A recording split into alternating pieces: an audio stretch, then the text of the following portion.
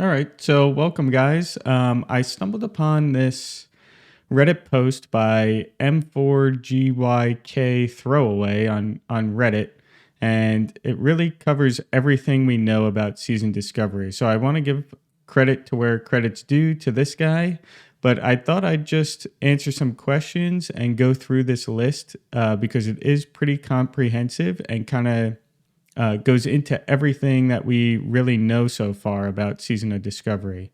Of course, there's no PTR or anything, which he does say in here somewhere. So we don't know super specific things, but from what we have learned from BlizzCon and everything, it's really listed in here. So I'll link to this in the description of the video in case you guys want to go in and go into each of these links, which are all timestamps to the YouTube video from BlizzCon. But without further ado, let's get into some features. So first and foremost, there will be a class and role rune engraving system. So pretty much you'll get warlock tanks and mage healers and stuff, and we'll go into that in the near future. I have a table that I pulled up that will go into the specifics of what classes can do what in Season of Discovery. Cheaper respec costs, especially at low levels. So I guess they think that you're going to be trying new things, and maybe a warlock tank won't be able to do certain boss fights or whatever, so you may have to respec. Dual spec hinted at, but this was for future phases, not for the current phase. So for the first level 25 phase, there won't be dual spec as far as I know. There will be level banded content phases. So he goes into it somewhere down here. Let me just see if I can find it quick. If not, we'll get into it later. Oh, right here. Subsequent level bands will be 40, 50, and 60. So you'll start at 1 to 25, and then the next band will be at level 40, level 50, and then level 60. And the phases will last some number of weeks, and that's going to be more than a month for each phase, but less than 3 or 4 months for each phase. So it won't last too long, which I don't know. I guess it's good because it keeps the content flowing, but I kind of wish it was like pretty much 4 months. I think that's a good point, but maybe there's just not enough content in each phase, so that's why they feel that it has to be like 2 to 3 months ish per phase. So we'll see how it goes. New level up raid. So there will be one new raid, Black Fathom Deeps, which will be a 10-man raid, which we'll go into a little bit later. New world PvP events, which is kind of like an Alterac Valley style type of PvP, which we will also go into a little bit later. And then there's a possibility for net new content in later phases, which we don't really know what that is yet, but since I believe they're using this as like a test for Classic Plus, and this isn't going to actually be Classic Plus, but who knows? But yeah, I don't really want to speculate about this right now. We have enough content to talk about, so we'll leave that for whenever they leak that in the future phases. And last but not least, the biggest detail of them all, it launches in just November 30th. So it's not too far away. So definitely get your plans ready if you do want to go into Classic Plus, because I do believe the first week or so is when you really want to be a part of it, since there's no PTR or anything, and it's going to be fresh and new for everybody. So to get into the rune engraving, it's going to be a new skill learned upon character creation. So it's a brand new thing to WoW, and it's going to be a form of a skill. Runes are going to add new class abilities and modify existing ones, sometimes radically. So yeah, pretty much from my experience from looking at all the runes, most are kind of class abilities that are from retail WoW. But there are some new ones, which we'll get into a little bit later. I'll show you a few that I found that are new. Runes are available for chest, leg, and hand slots in phase 1. They have said in the subsequent phases that they're going to add more rune slots available. There are 4 runes per slot per class in phase 1. Additional runes and rune slots will unlock in future phases. So we'll get more runes per. I don't know if that means like per chest, leg, and hand, or if they're going to add new slots and new runes for those slots. That's kind of still up in the air, but regardless, as future phases come, there will be new runes, aka abilities, that will unlock in the future phases to keep things fresh. Runes are learned via discoveries. So discoveries are varied. Some are quests, some are interactions, some are riddles, some are on the critical path, some require exploration. So this is kind of where no PTR kind of really helps, is that no one's really going to know day one where these discoveries are. If, a certain discovery is, something that you have to explore, that's going to really be like something that will be found as players start exploring. So that's really cool that players are not going to know where all the discoveries are day one, which is something that we usually don't get in MMOs these days, since PTR and betas and everything, that people usually just know where everything is day one. So yeah, that's definitely a good thing in my book. Some people may not like that, and they may just want to know where everything is day one. This way they could just get what they need. But this definitely does help with the immersion for sure. So discoveries are fixed parts upon the world, so they're not random. They're always going to be in the same spot. So if your friend finds, a discovery in a certain cave, you'll be able to go in that same cave and find that discovery for yourself. It's not going to be that, your friend finds something in a cave and it's not there for you or whatever. It's all in a fixed spot. There are multiple ways to discover each rune to account for different starting zones. So pretty much what that means is that runes are going to be in multiple different places. The same rune will be in multiple different places. So this way you don't have to venture into like an alliance sided place if you're horde or vice versa. There will be no PTR, which I discussed before, so that's a really good addition. The runes for phase 1 are available to preview, which I do have pulled up over here. If we want to look at mage, for example, since I'm a mage main, you can look and you will see that there are a few runes that are in the retail WoW, like for example, Fingers of Frost, that's in retail WoW. But then you'd look and you'd see Regeneration, which heals the target for 485 health over 3 seconds and applies Temporal Beacon for 30 seconds. So this is a brand new skill for mages that is not in retail WoW. And these skills could allow you to become a different role.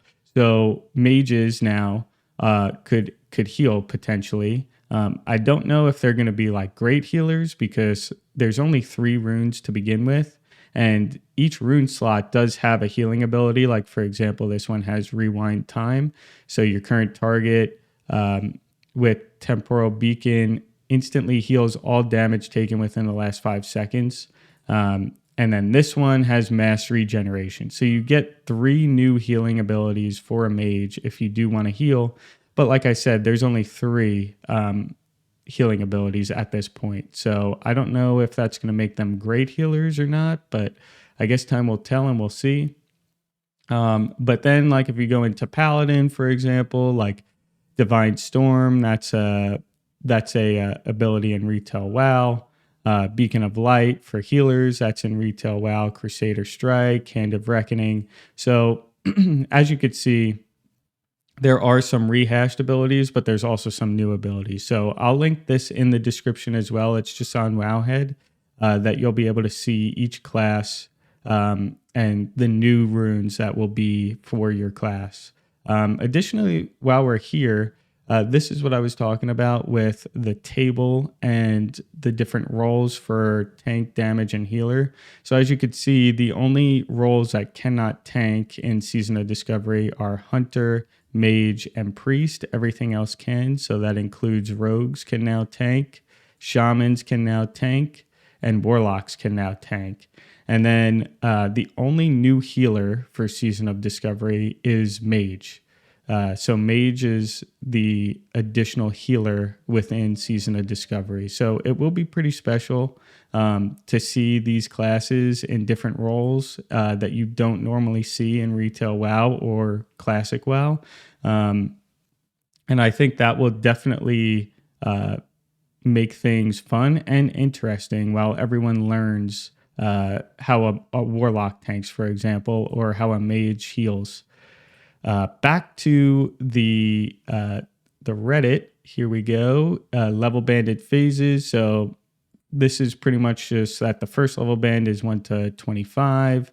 And like I talked about before, the subsequent bands, previous level bands will receive a permanent XP boost. So it's kind of like a catch-up mechanic to get back, to get to 1 to 25 quickly once we're in phase 40.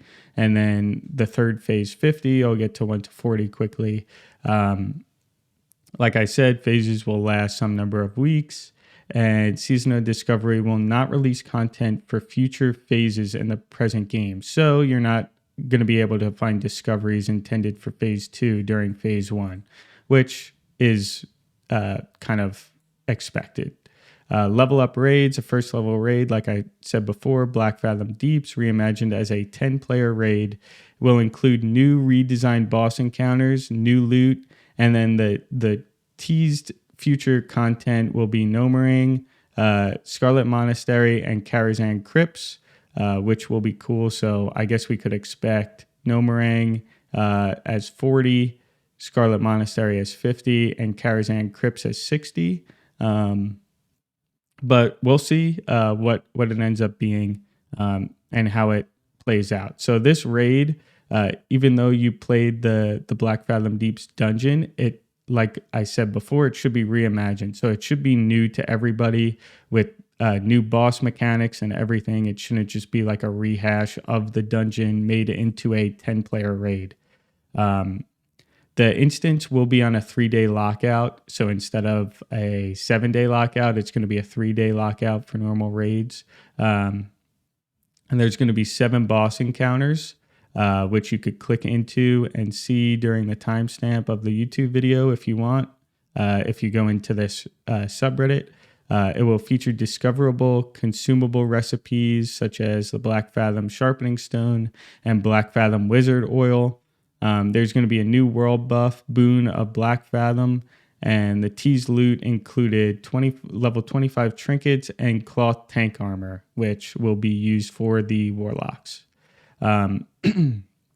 PvP, there will be a new PvP PvE event in Ashenville triggered by PvP kills. So as your faction kills random players, this will be unlocked in Ashenvale, and the event is similar to Alterac Valley, with the end goal being to defeat the opposing faction's Priestess of the Moon or Farseer. So there's going to be 2 big bosses on each side, and your goal is going to be to defeat the opposing faction's leader.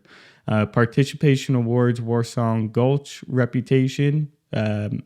New rewards include level 25 Ashenvale, only 50% mount. So I believe this is the only mount that you could get at level 25. So for PvE players, it may not be that great if only you want a PvE, but I guess they're going to try and get everyone involved in order to obtain this mount. So you're going to have to do a little bit of PvP, but I mean, I guess a good thing is that there's PvE wrapped up within the PvP, aka having to kill like a big boss. So it won't be that bad if you're PvE only, but for PvP players, it should definitely satisfy the itch.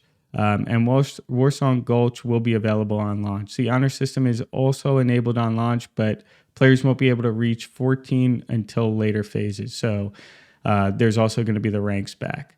In terms of balance, they said that I think it would be surprising if we didn't make any adjustments. So they're going to make adjustments to the balance. So just because a certain class, like for example, early warriors are not that great, they may instead balance it, and maybe warriors will be OP early on. Who knows?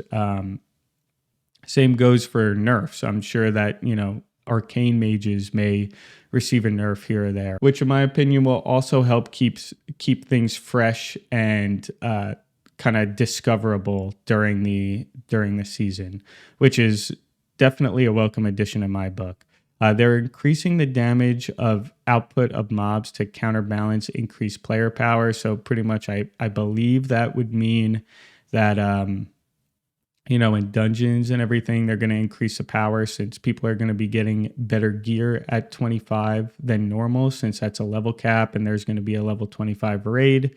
Warlock tanks should be able to contend with other tanks, but Shaman tanks might have a bad time on Baron because Shamans regenerate mana when they block attacks. So I think what they're going for is that certain tanks are going to be good for certain fights. So maybe if you're a Warlock tank, you'll be good for certain fights, but then you may have to switch back to DPS.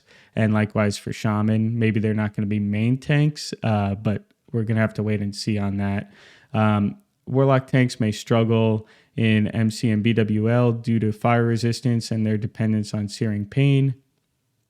So like I said, Warlock tanks may not be like a main tank or may have to switch out during the boss fight. New tier sets for the rune-enabled specs are on the table. Devs are considering solutions to imbalance racial passives that give weapon skills by making weapon skills available through other means, which would be good because some racials get certain weapon skill buffs. So this would definitely level the playing field of not having to play a certain racial. Devs are considering changing the hunter's exposed weakness to trigger from all critical hits instead of only range critical hits to facilitate melee hunter gameplay. That would be definitely a welcome addition. And then Horde will be getting a Blessing of Kings equivalent in time for the 11/30 release. So everything kind of looks great on paper here. Obviously, we're going to have to go wait and see how it all turns out after the season discovery starts. But I just wanted to give you a full synopsis of everything that we know so far with the season of discovery. If you guys have any other questions, leave it in the comments down below. Hopefully, you guys enjoyed. Be sure to subscribe and like if you want more content like this. And I will see you guys next time.